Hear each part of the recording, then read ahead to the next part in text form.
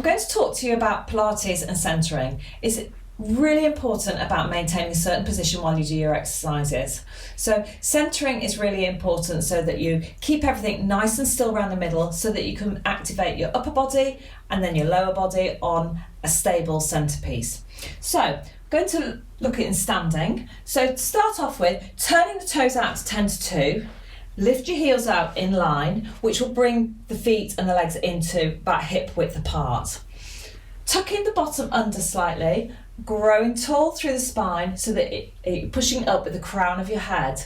Keep your chin in a little bit to make sure that you don't tip your head backwards when you're pushing up, and opening the front of the shoulders by pulling your shoulders back a little, pushing your arms slightly long down your legs so that it works the scapular muscles round at the back.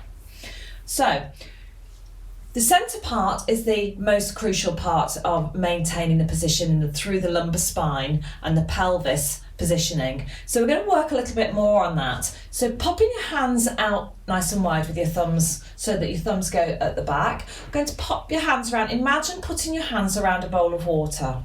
So this bowl of water, if you can just stand to the side for me, as you stick your bottom out, it will tip the water out to the front. As you tuck your bottom under, it tips the water out to the back, and you're looking at coming back to this mid position. So having the water so it's stable and flat across the bowl. It's not tipping out the front and it's not tipping out to the back, but it's in what we call neutral spine when it's in that mid position. So keeping that positioning, you're going to pull your belly button towards your spine. You're going to think about the pelvic floor being pulled up. So tighten up your pelvic floor. Imagine it as a lift coming up to floor number 10, and then let it back down to floor number 7. And that's the sort of tension that you're looking at keeping on those muscles. So just to recap, turning forwards again for me. 10 to 2 with the feet, heels in line, soften those knees, centre, tucking under, sticking out, neutral spine, belly button to spine, pelvic floor up, thinking about elongating up through that spine and keeping your chin tucked in, opening through those collarbones by just squeezing those shoulders back and pushing your hands down towards the floor a little.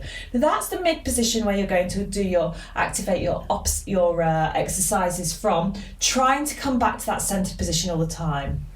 So not only is it important in standing, it's also important in lying. So lie yourself down. You may need a little rolled up towel or cushion underneath your necks there if you can't get your heads happily back down towards the mat. So starting off from the bottom, feet together, knees together, 10 to 2 with your feet, lift your heels in line. Knees will then sit in line with your ankles, in line with your hips. We're going to arch. You can pop your hands on your hips again if you want to be able to find that neutral spine. So arch up and then squash down and then come back to centre. Belly button to spine, pelvic floor up to maintain that nice mid-neutral position. Moving on up to the shoulder area and the neck area. Think about going long through the crown of the head, bringing that chin in slightly, and again, just dropping those shoulders a little way back towards the mat and pushing your hands slightly long down the mat, and then just let them just rest back to where they feel comfortable. And again, this is going to be our centered position for when you're lying in this particular position, which quite a few of the Pilates exercises start off from here, and you're aiming to maintain that position throughout. So you will find that you might very quickly to start with lose positioning. It's really important that if you do, just stop your exercise, reposition, and then carry on. It's always much better to do 3 or 4 really well, keeping correct form, than it is to carry on in poor positioning because you're activating the wrong muscles. So let's move on to centering over on the side. The side can be a little bit tricky to maintain positioning.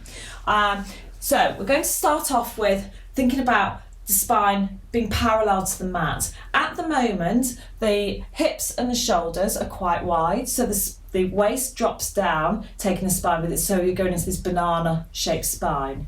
So make sure that this top hip just pushes down towards the feet slightly, and it will lift so that you get almost like a little window underneath the waist, so that you're not ending up sagging down, getting the support from the mat. So we must make sure that hip is stacked directly over the bottom hip, not too far forward and not too far back, but sitting over, and then we're not getting any rotation on the spine. And the same with the shoulders. Shoulders not too far forward or back. Think about it being directly sitting over the bottom shoulder. Head and neck nicely in line. Could just bring your head back a little bit for me, lovely. And again, supported with the hand, or it can even be with a towel underneath there, just to keep that with the arm outstretched. So whichever position you're in, you're aiming to keep that spine nice and straight, chin tucked in a little, shoulders nice and open and away from the ears. So don't have these shoulders shrugged up like this. Make sure that they're down, and then just let them recoil a little bit. Sitting over the bottom shoulder, hip over the bottom hip, and belly button pulled towards spine in that nice neutral position. Okay, so all the time you're looking for the centered position, whether you're on your side, whether you're on your back, or whether you're over on your front, which is the next positioning we're going to do. So over onto your tummy. And again, you can pop just something underneath your forehead, or you can even have the towel out, as long as you can get your forehead flat onto the mat. So whichever you prefer to do. And then we're going to think about, just turn your toes in and your heels out for a moment. And then we're going to tuck your bottom under and stick out. Okay, so go through that routine of finding that mid positioning again. We've got to get into that mid position with the low back. So once you're in that mid position, then belly button pulls into spine to hold it in that position with these little muscles sitting at the bottom, and it also pelvic floor comes up from underneath. So that will maintain you quite nicely here. And then thinking about just pulling those shoulders a little way away from the mat so that it activates these muscles that are sitting in just below the shoulder blades here and between the shoulder blades, and keeps the shoulders at the front quite nice and open, pushing down the mat a little way, and then let them bounce back to where they're comfortable going. Making sure that you're nice and long through the crown of the head so that this is pushing up, and keep your chins pulled in so that it effectively keeps your face parallel to the mat here. So that's positioning over on your front. By turning your toes in and your heels out, it switches off these bottom muscles, so these bottom muscles don't start taking over, trying to move the hips and the pelvis around. We're wanting these little deep core muscles to be able to do the job that they're designed for, rather than these bottom muscles doing the work, which are designed for something else. So it's all about switching on the right muscles, making sure you're in the right position so that you can perform the exercises all correctly.